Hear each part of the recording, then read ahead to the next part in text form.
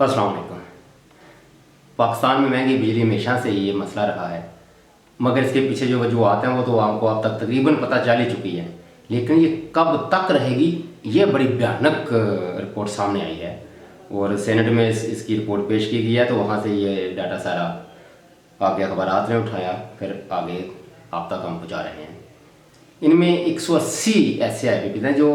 मोहतरमा के दौर से लेकर मियाँ साहब के, फिर आगे वो सारे अदवार में मुशर्रफ साहब के, जितने मैंने जो भी बारी बारी आते रहे हैं उन सब के दौर में जितने भी वो IPPs लगे उन सब की तादाद 180, और उनमें से कुछ की मुद्दत पूरी होने वाली है 2-3 सालों में, जिनका भी आपने सुना है कि वो 3-4 IPPs के साथ उनकी बातचीत हुई है और वो टर्म्स एंड कंडीशन से हटकर बातचीत करने को तैयार हैं। मगर ये सिलसिला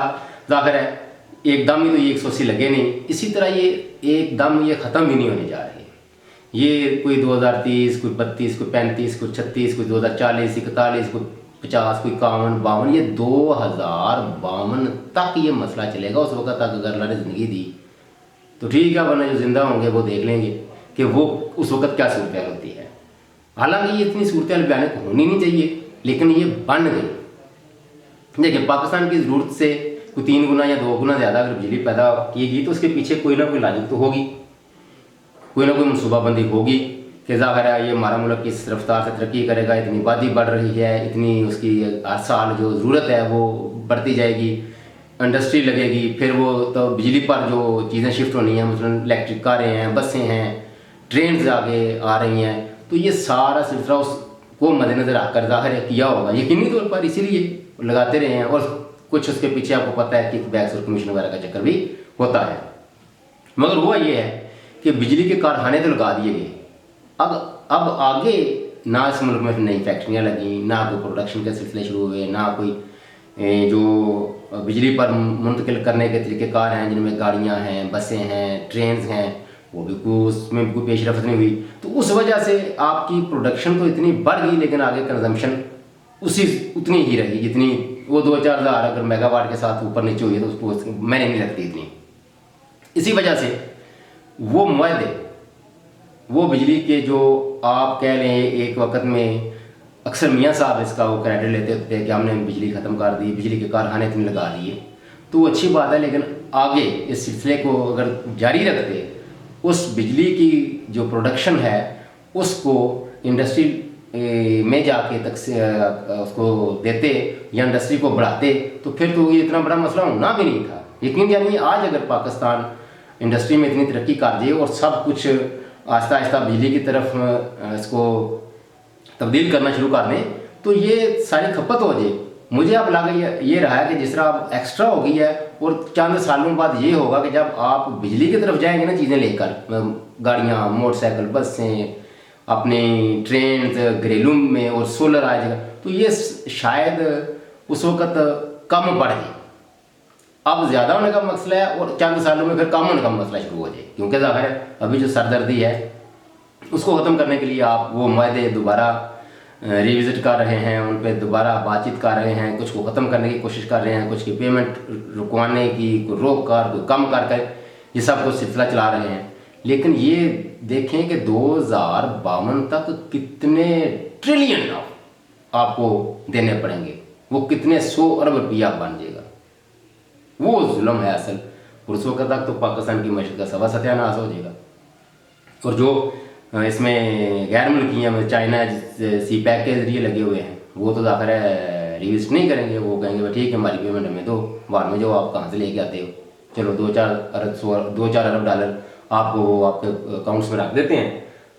आपकी वो ज़र मुबादला के हायर को मुस्तकम करने के लिए, बस वो तो इतना ही करेंगे, इससे ज़्यादा वो कुछ भी नहीं करेंगे। अब इसके पीछे 25 करोड़ वाम को ये जो 180 सिर्फ IPPs मालकान लूट मार कर रहे हैं,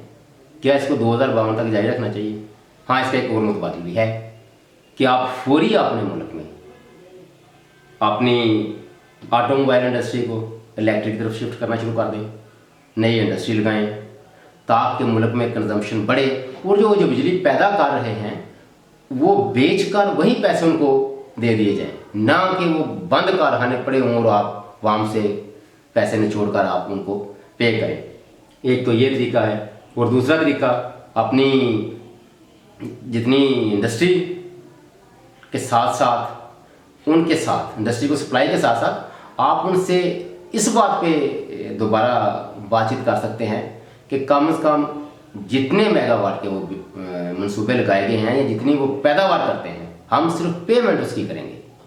ऐसा नहीं कि आप अपना पैदावार करें ना करें, थोड़ी करें, लेकिन आपको वो चार्जेस जो हैं वो वाम से लेकर आपको 100% देने पड़े।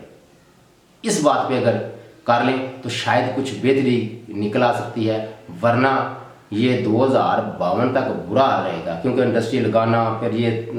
सारा आस्ता आस्ता शिफ्ट करना इलेक्ट्रिक पे, इस पर तो टाइम लगेगा। और उस वक्त तक तो वाम जो है वो मेरे हैरों की कब्रों पे भी घास उगाएगी। लिहाजा इसका बेहतरीन तरीका यही है कि आप उनसे दोबारा इस बात पे उनको आमादा कर लें कि बराए मेहरबानी हमारे हाल पे रहम खाएं, और आप जितनी बिजली बनाते हैं हम सिर्फ आपको उतनी ही पेमेंट देंगे, तो उससे काफ़ी हद तक बेहतरी आ सकती है। और दूसरी वो तो लॉन्ग टर्म पॉलिसी है,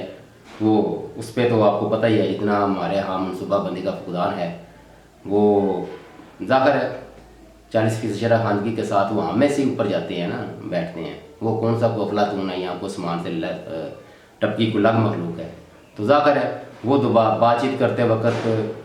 ब्रूनेई ममालिक के साथ जब सरमायाकारी जो करते हैं अपने पाकिस्तान में, तो उनके साथ जो वफूद की शक्ल में MOU साइन होते हैं, वहाँ जिन जिन लोगों ने इस तरह की खच मारी है कि आप बिजली बनाएं ना बनाएं, बंद रहे, पेमेंट आपको फुल करनी है, ऐसे लोगों को ज़रूर सजाए मौत तक लेके जाएं, उनको सजाएं दें सख्त से सख्त, ताकि वायदा करते वक्त ये लोग ये ना समझें कि आप अपने एक बोटी के लिए पूरे मुल्क का बकरा जो है वो उसको कुर्बान करके चले जाएंगे, बाद में पूरे मुल्क शिफ्ट हो जाएंगी। और अक्सर ये इस बारे में भी आता है कि हमारे जो 60-70% ब्यूरोक्रेट्स हैं इस्टेब्लिशमेंट में हैं, इसमें जजेस, जनरल्स और बाकी इंतज़ामिया में और आला अहदेदारान, इंडस्ट्रियलिस्ट, उनके बरूनी ममालिक की नेशनलिटी है, वो यहाँ आते हैं, लूटमार करते हैं या नौकरियाँ करते हैं और भाग जाते हैं। इस सिलसिले पे भी रोक होनी चाहिए। अब तक के लिए इतना ही। अल्लाह हाफिज़।